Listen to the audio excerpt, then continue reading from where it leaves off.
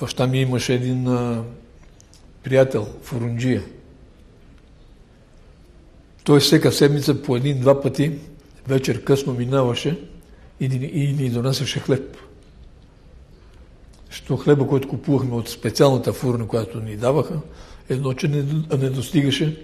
Второ, беше царвично брасно, като го отвориме, като мух. Не можеше да се яде.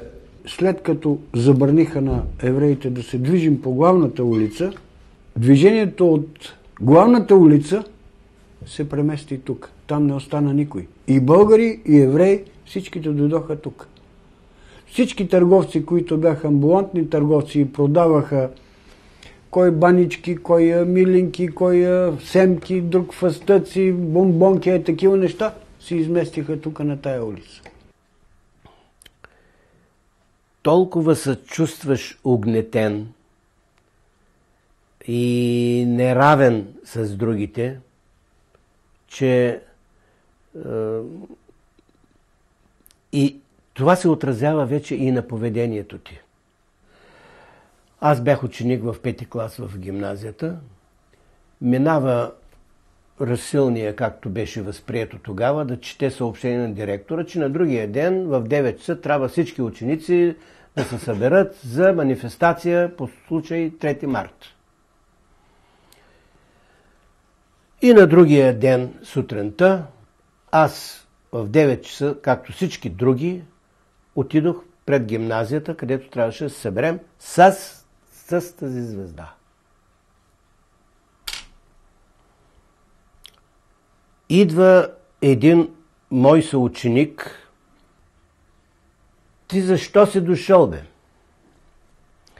Ти човек ли си? Тя да се махаш от тука. Дошъл си тука на манифестация.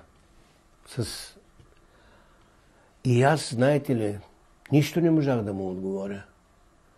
Само си помислих, наистина бе, аз защо съм дошъл тук и че и с звездата на всичко.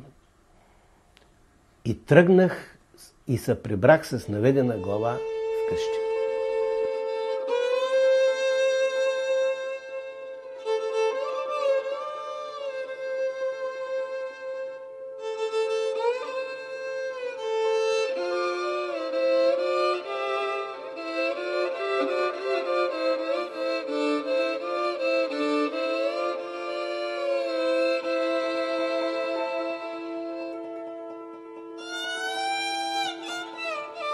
Май месец вече намобилизираха всички евреи на възраст от 20 години нагоре до 40 в еврейски групи. Ние може да се правим на усмихнати, за спомен после да има тук. Сега като показвам снимките, всички са усмихнати, но в лагера никак не беше за усмивки. Бехме там 7 месеца. Снег идваше, ние бехме на палатки. И бехме в шали и излизахме да се переме. Те искаха работа от нас. Определяха ни, да речем, 4 кубика на ден да изкопаем земна пръст и да я изхвърлим. Ние работехме в групички от 3, 4, 5 души различни. Се събирахме така приятели и роднини. И на 5 души по 4 кубика, 20 кубика трябваше да изкопаем и да ги изнесем на известно разстояние с колички. Това изнасяне беше показно, ако искам да кажа, по една количка на всеки 2 минути, по 30 колички на час. Това е телеграма на Министерството на външните работи на Германия до германската делегация в София за водените разговори на цар Борис по еврейски въпрос. В България царят заяви, че е дал до сега съгласието си за изселването за Източна Европа само на евреите от Македония и Тракия. От евреите на самата България той иска да изсели само един малък брой болшевишко-комунистически елементи. Останалите към 25 000 евреи ще събере в концентрационни лагери в страната, понеже той се нуждае от същите за строежа на пътища. 1943 година минаха през нашия град от Македония евреи, които ги караха за лагерите на смъртта. Гладни това, когато минаха през Македония, тук Сандански, Джумея, и имаше еврейски групи в трудовите групи.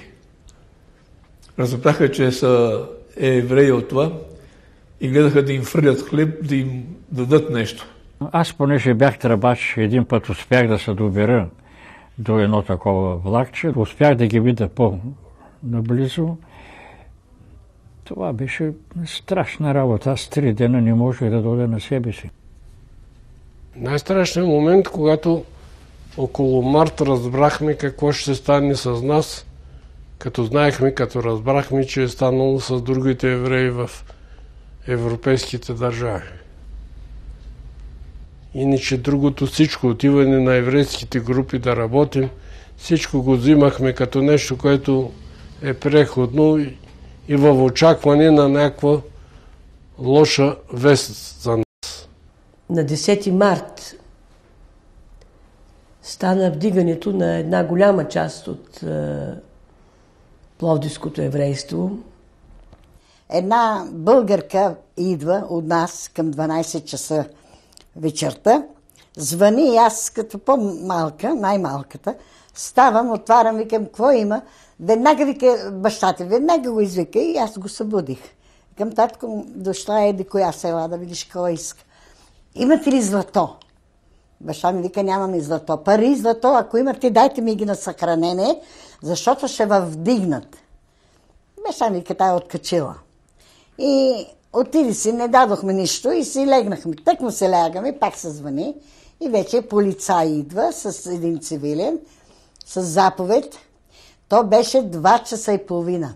Всичко спи, тихо. Нямаше абсолютно никаква сигнал, че нещо ще стане.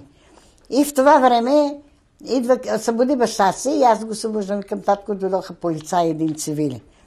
И вика на баща ми, веднага, до 20 минути, имате право да си вземете един багаж 20 кг, че трябва да ви заведеме до еврейското училище. Моята баба, която беше неграмотна жена, на испански, непрекъснато обикаляйки стаите, е повтаряла на моите вуйчовци, на леля ми и на вуйна ми, която беше бременна в 7-я месец. И им е казвала така: правете, струвайте. Трябва да излеземе от къщи на светло. Трябва българското общество да види къде ни карат и какво ни правят. И баща ми събуди майка ми, тя на бърза ръка, помня, че половин хляб имахме в къщи, малко сирене, сложи в торбата, взема един пуловер за мен и за брат ми, защото беше студено. 10 март беше много студен ден. Като зимата, така студено беше. И даваха ни 15-20 минути да се обличаме. Облякохме се и тръгнахме, без да знаем какво е. Так му отиваме до училището, насреща клисаря на владиката. Той се почуди и закачи баща ми и вика: къде, вика, си взимал цялото семейство, къде водиш? Тогава баща ми каза: иди, моля ти си, кажи на Кирил, че са ме арестували и сега наводят еврейското училище. Когато на 10 март по списък сутринта ни отведаха в училището, за да ни изселят, ние бехме като побъркани. Всека зима по едно чувалче, немаше с куфарче, а бухчички правихме. Защо правихме бухчички? Не знам. То повече събира, може би. И тръгнахме към училището, шпалир от хора. Къде ги водят евреите? На смърт ги водят. Ние самите не съзнавахме, че е на смърт. Аз съм го казвала това. Преди да ни вземат, ние с моята приятелка отидохме в една аптека, дрогерия беше, да си купим Нивея. Току-що завършили момичета да си купим Нивея, да ни обгорят лицата, когато ще работим в полята на Полша. Ние знаехме, че там ще ходим, да им работим. Моите вуйчовци, братята на майка ми, беха известни адвокати в Пловдив. Към тях се сприпваха адвокати, които отиваха на работа, искайки да ги попитат и да ги пригърнат къде отивате, обаче полицаите с приклади ги отстраняваха. Куфърчето на леля ми с консерви от високата улица се отвори и се търколи надолу, всичко се разсипа. Хората се сприпнаха, за да й помогнат да ги съберат нещата, обаче те не разрешиха на никого да се допре до тях, докато те не слезат и тя да се наведе да си ги прибере нещата. А тези, които ни изпращаха, знаеха, че няма да се върнем. Не, на тяхната обич беше искрена. Аз това го казах, искрена. Особено на тези, с които дружихме. Имаше един семкаджия. Това винаги с голяма трогателност си го спомням. Цялото му богатство беше едно чувалче семки и ни кисийки. Той ги разделяше за по едно левче. Почна да ги раздава богатството. Евреите ги гонят. Евреите, заповядайте, като напълнен раздаваш. И в това време клисара идва и казва на баща ми, че Кирил действа чрез София. И вече научаваме всички, че Кирил почна да ме защитава. И до 8 часа сутринта вече той се е свързал с царя и там почнаха да казват, че тук еврейството в Пловдив се надига, не искат да ни арестуват, не искат да ни депортират и т.н. И царя е отговорил, ще видим какво можем да направим. Тук от Пловдив всички сдружения на браснари, на шивачи, на адвокати, всички пишат петиции. Други писатели са се застъпили и на другия ден дойде телеграма, че ги освобождават временно тези хора и се отлага изпращането за по-далечно време. Отлага се. Искам тази дума, не отменя се. Отлага се. И между нас само, сигурно полицаите, кюстендилските евреи. Това е, което аз научих тогава. Една крачка ни делеше от изпращането в лагерите на смъртта.